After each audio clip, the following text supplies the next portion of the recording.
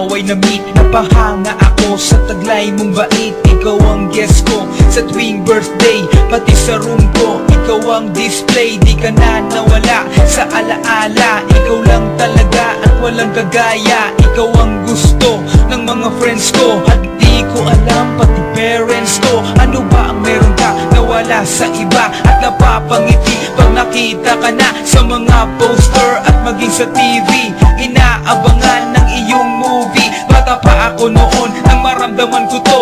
Ayoko ng iba, ikaw ang gusto ko. At sa aaminin ko, maniwala ka, mas gusto kita kaysa kay Darna. You were always gonna be mine. It's so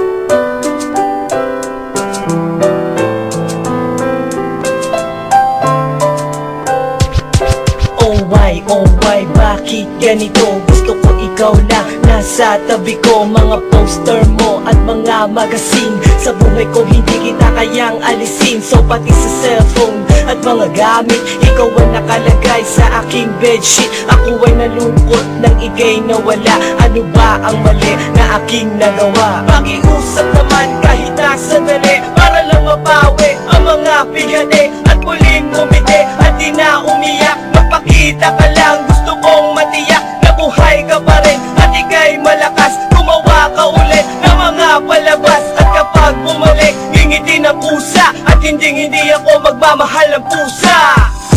You were always gonna be mine. It's so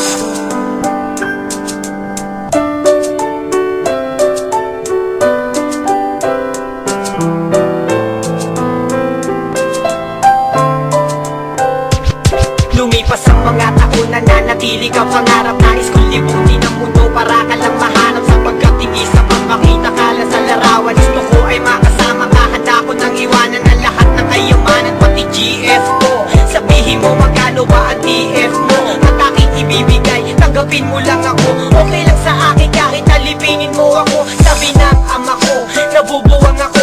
Sabi ng ina ko, di ka raw totoo. Isa kang kwentong binigyan ng buhay, pero sa mundong ito, di ka raw tunay. Isa kang nilikha para lang sa bata, kaya pala ikaw ay di tumatanda. Pero kahit ganito, sana ay